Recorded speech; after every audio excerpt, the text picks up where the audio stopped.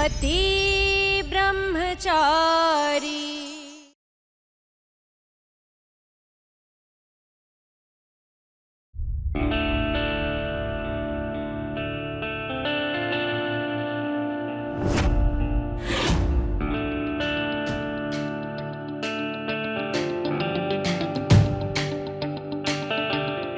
मैंने कहा था ना तुमसे, तुम जिद्दी हो तो मैं महाजिद्दी हूँ। तुम गुंडे हो तो मैं तुमसे बड़ी गुंडी बन के दिखाऊंगी। और उसके लिए जिगर मजबूत नहीं करना होता, ईमानदारी का हाथ छोड़ना होता है। छोड़ दी मैंने आज से ईमानदारी।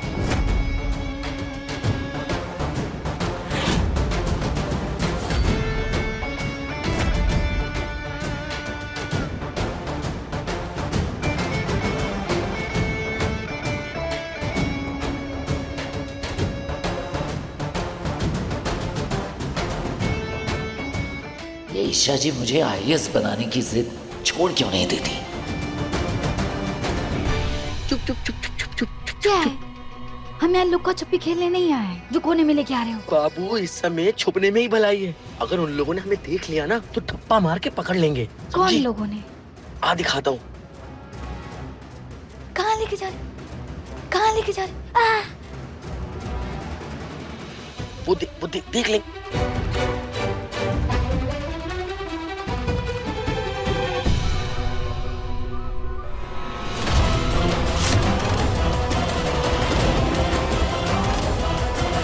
ऐसा नहीं हो सकता। मुझे लिखा है कि नहीं नहीं नहीं, अगर पापा को पता चला तो वो मुझसे बहुत नाराज होंगे।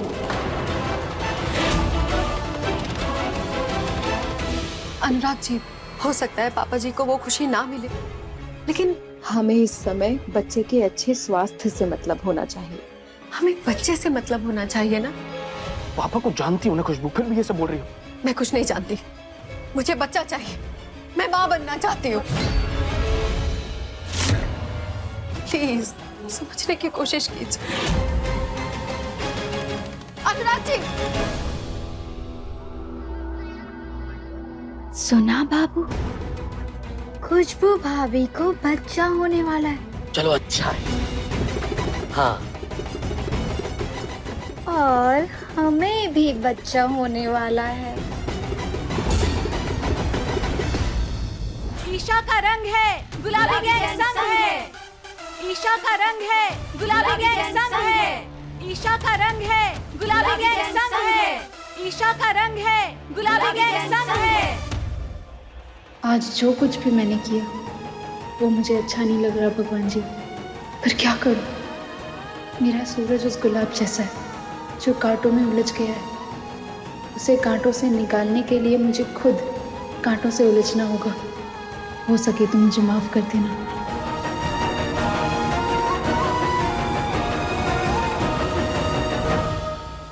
देखिए ताईमा, एक नहीं दो सिलेंडर ले आई। अब 1 महीने तक टेंशन खत्म। वाह बाके बिहारी, देखते देखते ये लड़की सीता से गीता बन गई।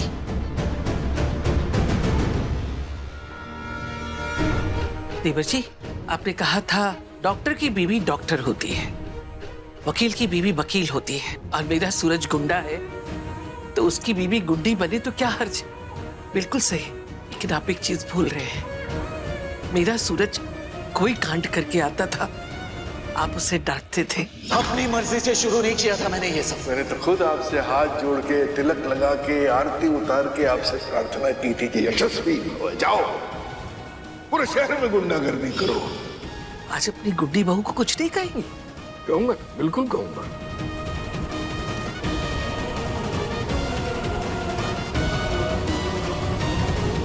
जीती रहे मेरी बच्ची।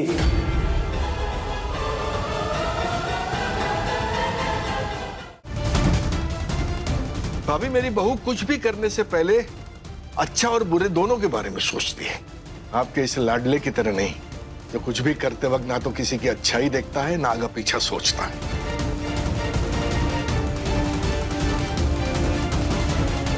और मुझे पूरा विश्वास है कि इस रास्ते पर चलते हुए भी मेरी बहू कोई गलत कदम नहीं उठाएगी। क्या हो गया आपको देवर जी?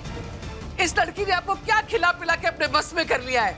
उसका कोई गलत काम आपको दिखाई नहीं देता है। सूरज भैया, हम किचन में सिलेंडर लगा देते हैं ना, मैं फटाफट चाय नाश्ता बनाती हूँ। सुबह से किसी ने कुछ खाया नहीं है तो। रुको, ये सिलेंडर मेरी रसोई में नहीं जाएगा।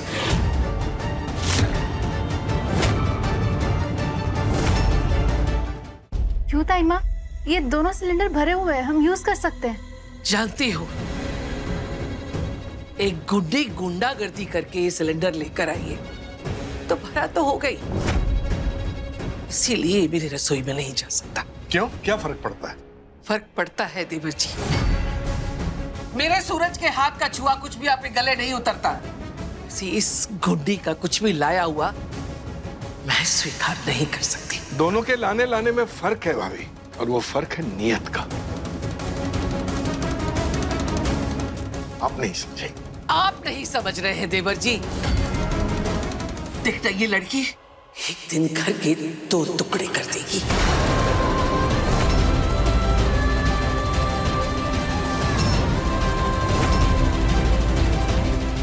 ताई माँ, जब तक मैं सूरज को इस खाई से बाहर नहीं खींच लेती, मैं आपका हर ताना सहने को तैयार हूँ।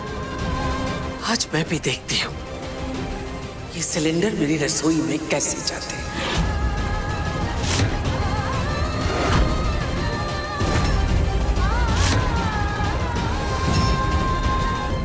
आप मेरे खिलाफ खड़ी हैं, कोई बात नहीं, पर आज आपकी जिद ने मेरे परिवार को एक दूसरे के खिलाफ खड़ा कर दिया है,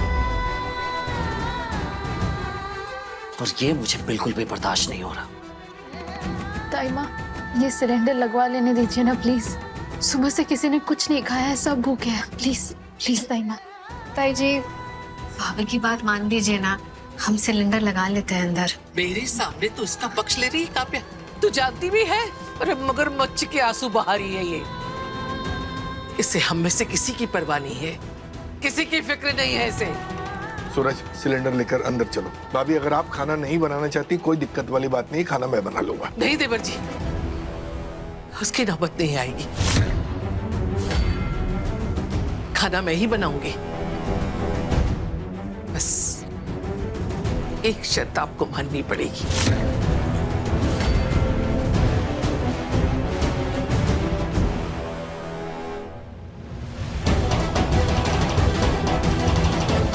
ये सूरज की कमाई के पैसे अगर आप स्वीकार कर लेंगे तो मैं भूल जाऊंगी कि ये महारानी गुंडागर्दी करके किसी को डरा धमका के सिलेंडर लाई है।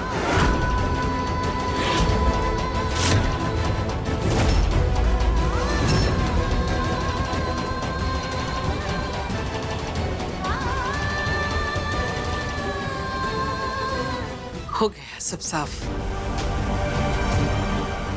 जैसे आपकी हुसूल है ना देवर जी, मेरी भी कुछ हुसूल है।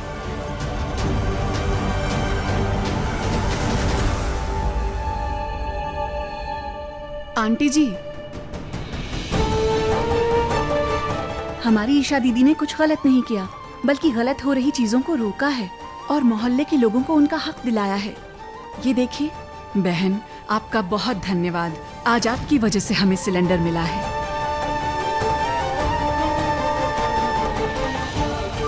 ईशा का रंग है गुलाबी के संग है। ईशा का रंग है गुलाबी के संग है। ईशा का रंग है गुलाबी के संग है। अब बताइए भाभी, ईशा ने लोगों के हक की लड़ाई लड़कर गलत किया या सही? उसका तरीका थोड़ा सा टेढ़ा हो सकता है, लेकिन उसकी नीयत बिल्कुल सीधी थी। आज इसके कारण कई लोगों के घरों में चूल्हा जल रहा है।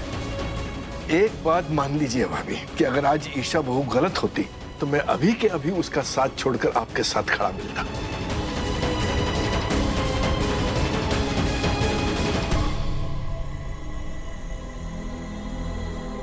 काव्या, चल बेटा खाने की तैयारी कर, हम सिलेंडर लगाते हैं। कमाल है यार, ईशा भाभी कभी हारती ही नहीं है।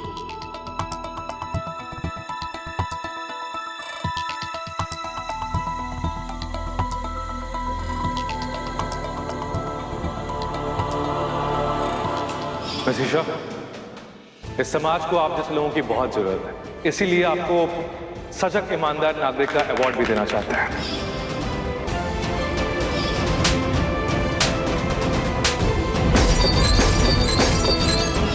तुम गुंडे हो तो मैं तुमसे बड़ी गुंडी बन के दिखाऊंगी। और उसके लिए जिगर मजबूत नहीं करना होता, ईमानदारी का हाथ छोड़ना होता है। छोड़ दी मैंने हाथ से ईमानदारी।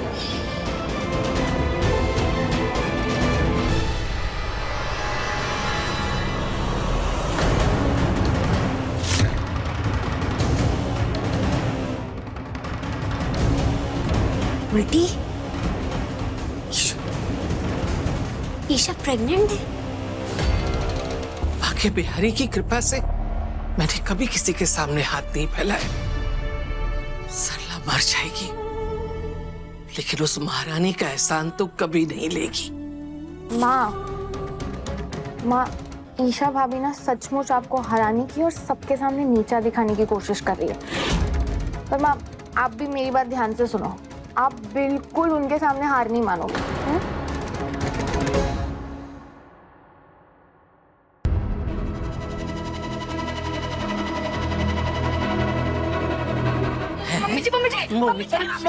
मम्मी क्या कर रही है? घर में सिलेंडर खत्म हो गया, सब भूखे प्यासे बैठे हैं और तुम दोनों चाट पकौड़ी खाने चल दिए हैं? कहाँ गई थी? सारा दिन भूखा रखूंगी तुझे। मम्मी जी, वो मैं हाँ बोल दे। पेट पूजा करके आए हो दोनों के दोनों। अरे नहीं मम्मी जी, हम लोग ना जरा एक जरूरी काम से गए थे और कुछ नहीं। जोरू के गुलाम, बहुत अच्छे से जानती हूँ तुम दोनों का जरूरी काम क्या था। जाके रसोई में काम कर। काव्या बेचारी अकेली लगी हुई है। सिलेंडर आ गया। अरे वाह, सिलेंडर आ गया। सिलेंडर आ गया। चल मोनिका, लग जा किचन में, दिन रात खाना बना।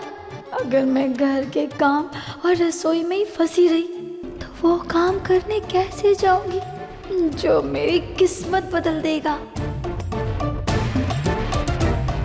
मोनिका की बच्ची यहीं खड़ी रहेगी कि काम भी करेगी? जाके जाती है कि चिकोटी काटू फिर से 10 दिन तक निशान नहीं जाएगा। चल,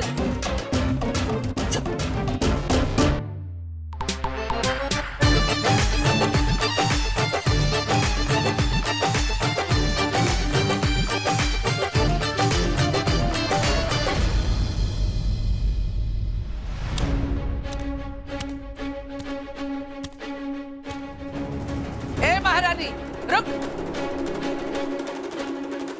बुआ जी, मुझे आपसे कुछ बात करनी है। अरे मुझे तुझसे नहीं, पहले इस महारानी से निपटने दे। अरे बुआ जी भी ना कुछ समझती ही नहीं है। अब बेकार में तुम्हें बुला लिया। तुम एक काम करो, तुम कमरे में जाके आराम करो। एक सेकेंड, मैं ना तुम्हारे लिए ये आम और नींबू का चटपटा अचार लाई हूँ, तुम्हें अच्छा लगेगा। वाह, खट्टा चटपटा अचार, वो भी गांव की कच्ची केरी और नींबू के। वाह, मेरे तो मुंह में पानी आ गया। पता है बिंदिया, मैं कितने टाइम से सोच रही थी कि मैं बाजार से अचार मंगाऊं, पर वो बाहर वाले अचार में घर वाला मजा का है ना। Thank you.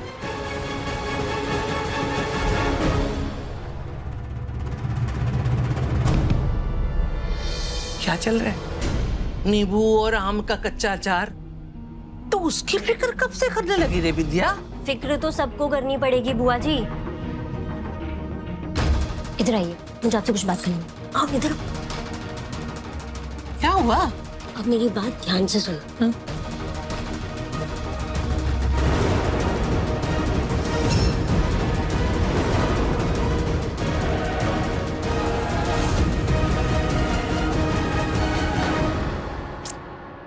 हमारा सूरज अब पहले वाला सूरज नहीं रहा। शक तो मुझे उसी दिन हो गया था, पर आज तो उसे उल्टी भी हो गई। और देखा नहीं, अचार खाने के लिए कैसे उसका जी ललचा रहा था। अरे चाल में नशा, चेहरे पे कमजोरी। बुआ जी, आपको कुछ समझ में नहीं आ रहा है क्या? आज दिन भर उल्टी बनी घूमती है, चटर पटर खाती है, तो उल्टी तो होगी ना। धूल मिट्टी जाएगी तो उल्टी के कारण तो बनते ही है। अब कमजोरी भी आएगी और उल्टी भी होगी। और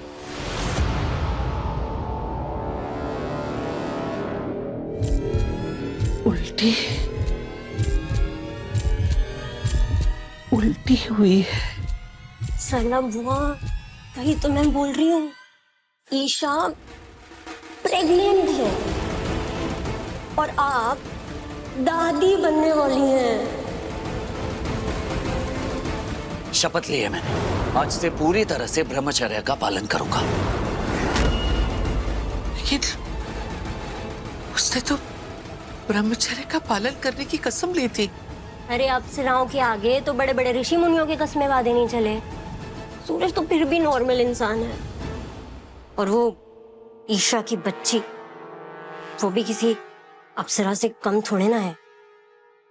आप समझी, सूरज बाप बनने वाला है ना, इसलिए ये महारानी मेरे सूरज के पीछे हाथ धोकर पड़ी है कि वो अपनी गुंडागर्दी छोड़ दे, ताकि वो एक अच्छा पति और एक अच्छे बाप बनने के सारे फर्ज अदा कर सके।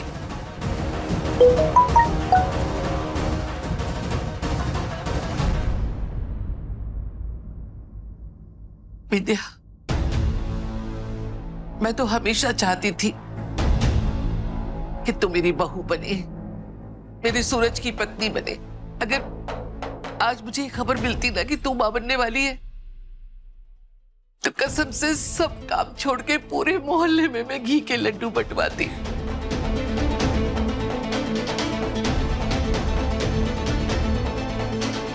लेकिन ये बच्चा तो उस मोही महारानी का है जो मुझे फूटी आंख नहीं सुहाती है।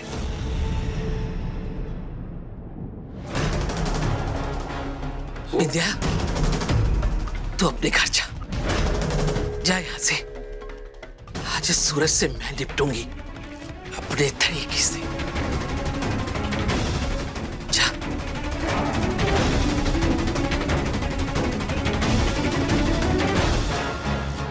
सूरज, ताइमा, क्या ताइमा, है? ताइमा, अब मार क्यों? क्या हुआ? तुझे नहीं पता क्या हुआ? क्या हुआ ताइमा? बोला ब्रह्मचारी बना रहा तू। ताइमा, ढोंगी कहीं का? ताइमा क्या हुआ? मुझसे नाटक कर रहा। मार क्यों रही हो? बताएंगी सही? ताइमा, ताइमा बताएंगी आप? उस लड़की को मैं पसंद नहीं करता हूँ, उसे उसके घर वापस भेज दूंगा। और सच तो यह है कि तू इसके साथ इतना बड़ा कांड करके बैठा है, इतना बड़ा कांड करके बैठा है, तुझे नहीं छोड़ूंगी। आराम से। फिर भी मेरे कलेजे को ठंडक नहीं मिलेगी। बात क्या हुई? मुझे कुछ समझ में नहीं आ रहा, आप बताएंगी? सूरज, इंसान सब कुछ भूल सकता है, लेकिन अपनी बेइज्जती के घूंट का स्वाद कभी नहीं। जिस लड़की ने मुझे खून के आंसू रुलाया है, तो उसी से जा मिला। जिस लड़की के लिए मेरे दिल में बस नफरत ही नफरत है, मैं उसे कैसे अपना सकती हूँ? लेकिन तुझे इस सबसे क्या, तू तो सबके बारे में सोचता भी नहीं है। तूने कैसे धर्म संकट में फंसा दिया मुझे। ताइमा किस बारे में बात कर रही है? क्या किया मैंने? ताइमा, खाना खा लीजिए, आपको दवाई भी तो लेनी है। ओह, लगता है ताइमा को सिलेंडर वाली बात से सदमा लग गया है। ईगो हर्ट हो गई है इनकी। पर अगर चूल्हा ना जलता तो सब लोग खाना कैसे खाते? फिर भी मुझे इनसे माफी मांगनी चाहिए। ताइमा, बहुत बड़ी गलती हो गई मुझसे, माफ कर दीजिए प्लीज। तेरे मुंह लटकाने से ना तो धरती उल्टी घूमेगी और ना ही समय का पहिया। तेरे माफी मांगने से तेरी गलती सुधर नहीं जाएगी सूरज। ताइमा, ताइमा, ये झाड़ू यहाँ कहीं झाड़ू लगाना है क्या? मैं मार दूं? पहले गंदगी फैला और फिर झाड़ू लगा। बाहरी लड़की अगर भलाई चाहती है अपनी, 2-4 घंटे मेरे सामने आना मत। पर ताइमा, आप खाना।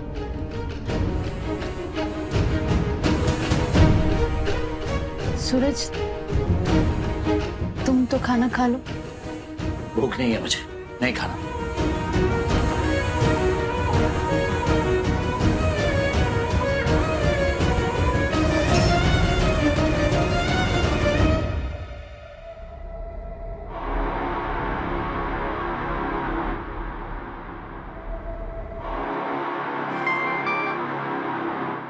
हेलो। आवाज तो पहचान ही ली होगी, तो काम की बात सुनिए। सराफा मार्केट कल के दिन बंद रहता है, पीछे वाली पार्किंग में आके मिलिए, मिलना बहुत जरूरी है। लेकिन क्यों? मिले तो तुम्हारा ही फायदा है, वरना भारी नुकसान। सुनो, ज्यादा बात नहीं कर सकती हूँ, टाइम पे पहुंच जाना।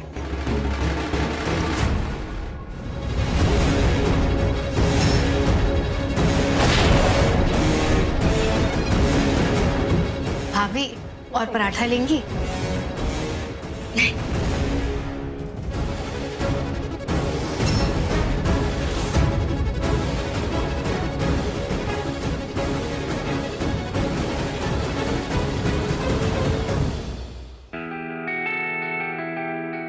ताई माँ, कुछ और लाओ आपके लिए?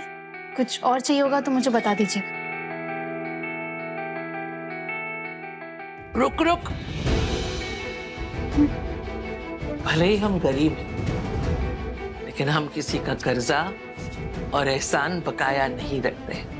नहीं ताई माँ, अपनों के बीच एहसान कैसा? ना तू हमारी है और ना हम तेरे अपने। पता नहीं वो दिन कब आएगा जब मैं आपके दिल में अपनी जगह बना पाऊंगी। वैसे आजकल तेरा दिमाग बहुत सातवें आसमान पर है, किसी को अपने से ऊपर समझती ही नहीं है। कुछ बताना जरूरी नहीं होता, बताने में मौत आती है। सिलेंडर वाली बात का अभी तक बुरा लग रहा है इन्हें, पर मैं भी क्या करती। सूरज को सही रास्ते पे लाने के लिए ऐसा करना जरूरी था। जानती हूँ ताई माँ, आपको थोड़ा अजीब लग रहा होगा, पर मेरे लिए अपना फर्ज निभाना जरूरी था, इसलिए मैंने वही किया जो मुझे सही लगा। बढ़िया आई, जो सही लगा वो करना पड़ा। अब ये सूरज के बच्चे की माँ बनने वाली है, तो इसे स्वीकार करना ही पड़ेगा।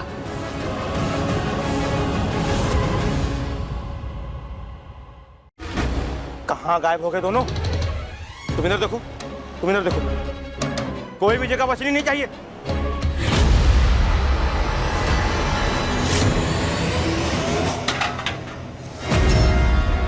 पति ब्रह्मचारी शाम 7 बजे दंगल टीवी पर।